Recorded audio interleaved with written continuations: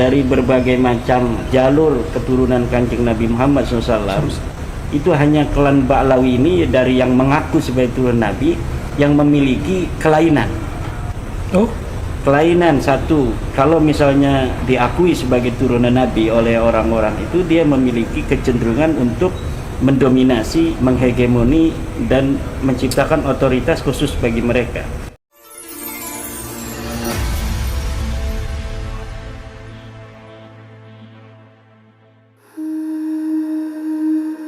Selama bertahun-tahun, nama besar Ibnu Hajar Al-Haytami kerap dikutip sebagai salah satu landasan untuk membela kemuliaan dan keabsahan nasab klan Ba'lawi. Nama seorang ulama besar, kitab-kitab yang begitu dihormati, dan sebuah argumentasi yang kemudian digunakan untuk memperkuat klaim tentang garis keturunan dari Rasulullah Shallallahu Alaihi Wasallam. Namun benarkah kitab Ibnu Hajar Al-Haytami benar-benar memberikan pembelaan sebagaimana yang selama ini dipahami? Atau justru ketika teksnya dibaca secara utuh dan ditelusuri dengan lebih cermat, terdapat bagian-bagian yang membuka pertanyaan baru? Disinilah persoalan mulai menjadi menarik. Ibnu Hajar Al-Haytami merupakan ulama besar yang hidup pada abad ke-10 Hijriah atau sekitar abad ke-16 Masehi. Beliau meninggalkan sejumlah karya monumental, termasuk dua kitab fatwa yang sangat dikenal, Al-Fatawa Al-Fiqhiyah Al-Kubro dan Al-Fatawa Al-Hadisiyah. Dan dari salah satu kitab inilah sebuah perdebatan panjang kembali mendapatkan sorotan. Dalam kitab Al-Fatawa Al-Hadisiyah, Ibnu Hajar menjelaskan persoalan mengenai seseorang yang telah diyakini secara pasti sebagai keturunan Rasulullah Shallallahu Alaihi Wasallam.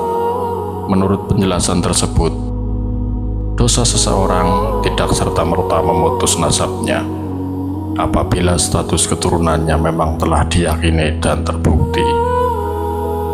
Sekilas pernyataan ini terlihat sederhana, namun justru disinilah muncul sebuah pertanyaan penting. Bagaimana jika status nasab itu sendiri masih menjadi perdebatan? Apakah argumentasi tersebut secara otomatis dapat digunakan untuk membela setiap klaim keturunan Nabi? Pertanyaan itu menjadi semakin menarik ketika membaca bagian lain dari penjelasan Ibnu Hajar. Beliau menyampaikan pandangan yang sangat kuat mengenai karakter keturunan Nabi yang sangat benar-benar sahih.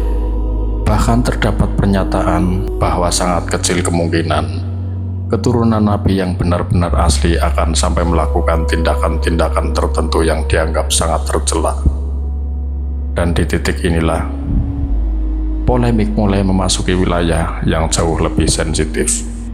Para pengkritik kemudian mengajukan pertanyaan yang tidak sederhana. Jika dalam pandangan yang dinisbatkan kepada Ibnu Hajar terdapat gambaran mengenai karakter keturunan Nabi yang benar-benar sah, lalu bagaimana kita membaca berbagai kasus dan kontroversi yang pernah dikaitkan dengan sebagian individu yang mengaku atau dianggap bagian dari klan Ba'lawi? Berbagai informasi mengenai kasus asusila dan kontroversi perilaku individu tertentu pernah beredar di ruang publik. Bahkan terdapat pula pemberitaan mengenai individu yang dikaitkan dengan lingkungan tersebut yang kemudian diketahui tidak lagi memeluk Islam. Namun perlu ditegaskan, perilaku seseorang tidak dengan sendirinya membuktikan atau mengukurkan nasab seseorang. Inilah sebabnya persoalan ini tidak bisa berhenti hanya pada cerita, tuduhan, atau potongan informasi. Tetapi bagi para pengkritik, berbagai fakta tersebut dianggap sebagai pertanyaan tambahan yang layak dikaji secara serius. Dan pertanyaannya menjadi semakin besar jika seseorang disebut sebagai bagian dari suatu garis keturunan tertentu. Atas dasar apa klaim tersebut harus diterima sebagai kebenaran?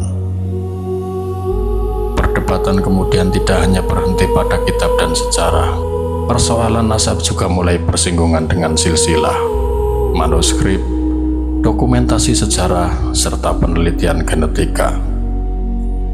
Para pengkritik menyoroti sejumlah hasil penelitian Y-DNA yang mereka jadikan rujukan, termasuk temuan mengenai dominasi haplogrup G pada sampel tertentu.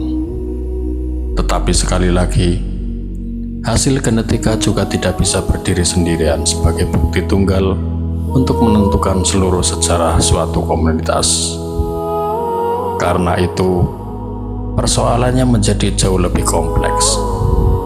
Di satu sisi ada silsilah, di sisi lain ada catatan sejarah, ada pula manuskrip dan tradisi nasab, dan kemudian muncul data genetika. Semua itu menuntut satu hal, pengujian yang hati-hati, terbuka, dan ilmiah. Maka muncul sebuah pertanyaan yang hingga kini terus menggema. Jika penjelasan Ibnu Hajar Al-Haytami ditujukan kepada nasab yang memang telah diyakini dan terbukti sah, apakah tepat menjadikannya sebagai hujah untuk membela sebuah klaim nasab yang statusnya sendiri masih menjadi perdebatan? Inilah titik yang kemudian menjadi sorotan. Bukan sekedar tentang siapa yang benar dan siapa yang salah, bukan pula tentang membenci atau memuliakan sebuah kelompok, tetapi tentang satu pertanyaan mendasar. Bagaimana sebuah klaim nasab seharusnya diuji? Dengan cerita, dengan tradisi, dengan silsilah, dengan manuskrip, dengan kesaksian para ahli, ataukah seluruh bukti tersebut harus dipertemukan dan diuji secara objektif? Pertanyaan-pertanyaan inilah yang membuat polemik nasab Ba'alawi terus menjadi bahan diskusi di kalangan ulama, peneliti sejarah, pemerhati ilmu nasab, hingga masyarakat luas. Dan semakin banyak dokumen yang terbuka, semakin banyak kitab yang dibaca, semakin banyak data yang dipertanyakan, maka semakin terlihat bahwa persoalan ini tidak sesederhana yang selama ini mungkin dibayangkan. Lalu, apa sebenarnya yang dimaksud Ibnu Hajar Al-Haytami?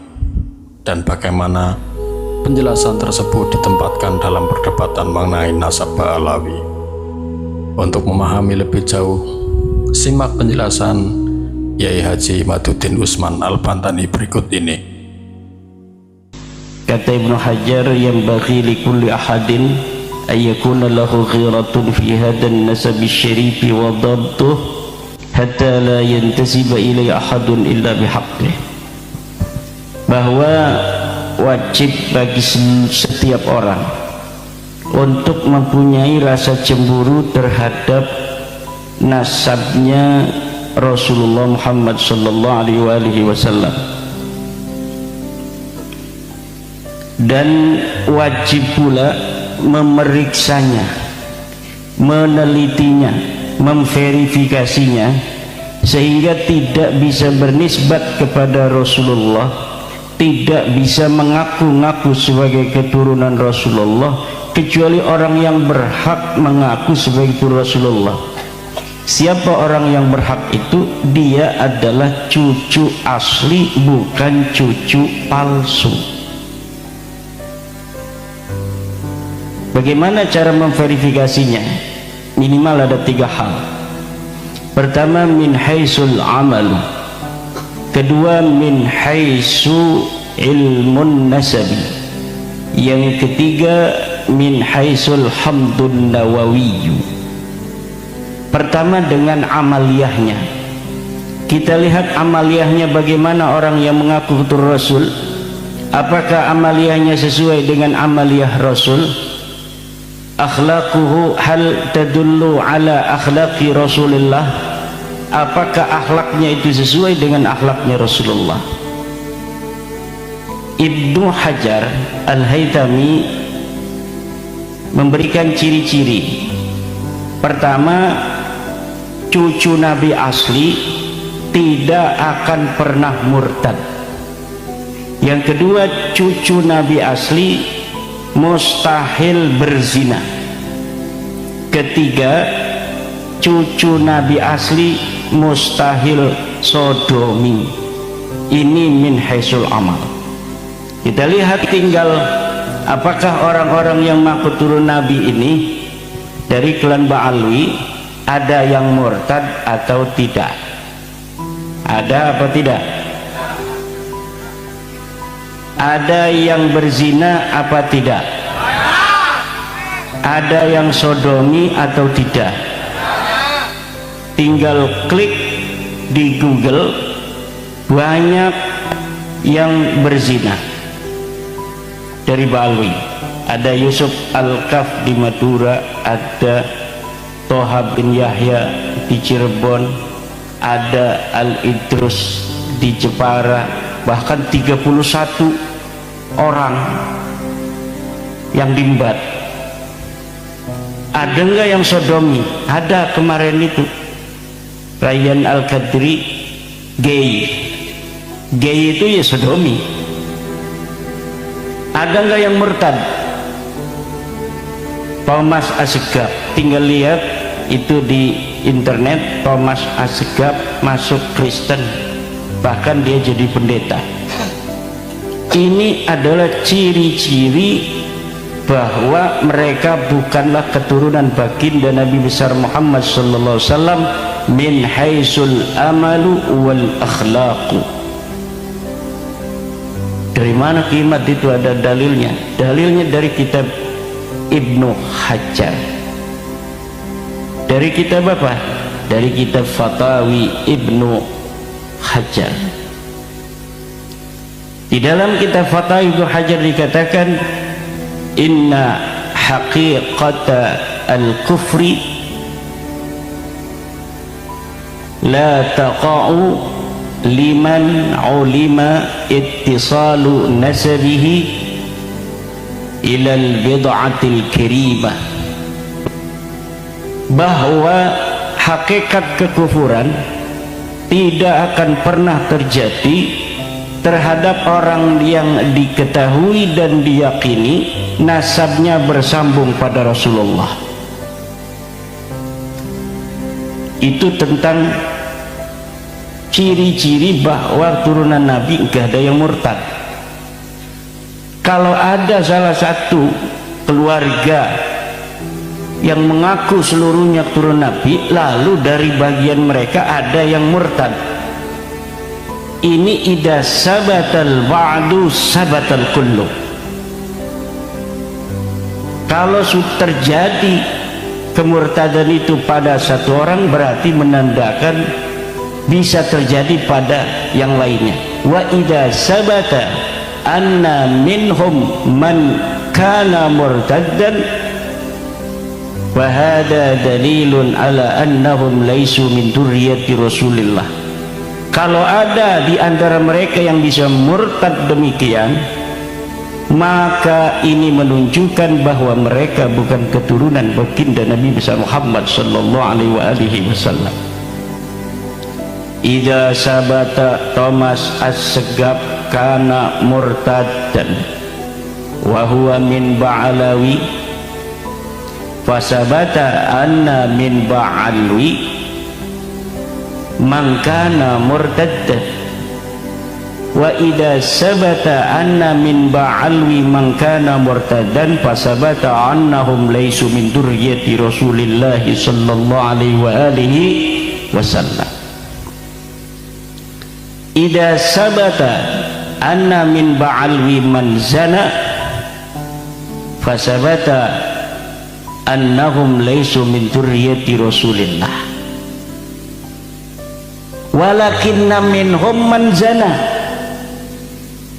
walakinna minhum man zana fasabata annahum laysu min dzurriyyati Rasulillah sallallahu alaihi wasallam. Wa idza sabata anna min Ba'alwi man lata, orang yang sodomi, fasabata annahum min dzurriyyati, fasabata annahum laysu min dzurriyyati Rasulillah. Walakinna minhum man lata, fasabata annahum laysu min dzurriyyati Rasulillah, fasabata annahum laysu min dzurriyyati Rasulillah sallallahu alaihi wasallam. Ini dilihat dari min haisul akhlaqu wal amalu. Setelah menyimak penjelasan tersebut, satu hal menjadi semakin jelas. Polemik mengenai klaim nasab klan Ba'alawi masih menyisakan pertanyaan yang belum selesai. Pertanyaan-pertanyaan tersebut tidak cukup dijawab hanya dengan emosi. Tidak cukup pula dengan saling menuduh. Jika memang ada klaim sejarah, maka sejarah harus berbicara. Jika ada silsilah, maka silsilah harus diteliti. Dan jika ada manuskrip, maka manuskrip harus diperiksa. Dan jika ada penelitian genetika, maka data tersebut juga harus dibaca dengan metodologi yang tepat. Karena pada akhirnya, nasab bukan sekedar nama. Nasab adalah sejarah, dan sejarah semestinya berani diuji. Ini pertanyaannya kembali kepada Anda, sahabat duta para muda. Bagaimana pendapat Anda? Apakah penjelasan Ibnu Hajar Al-Haytami memang dapat dijadikan hujah untuk menjawab polemik nasab Ba'alawi? Atau justru masih diperlukan penelitian yang lebih mendalam? Tuliskan pandangan Anda di kolom komentar. Jangan lupa like, subscribe, dan nyalakan notifikasi agar tidak ketinggalan pembahasan berikutnya. Sampai jumpa di video selanjutnya. Wassalamualaikum warahmatullahi wabarakatuh.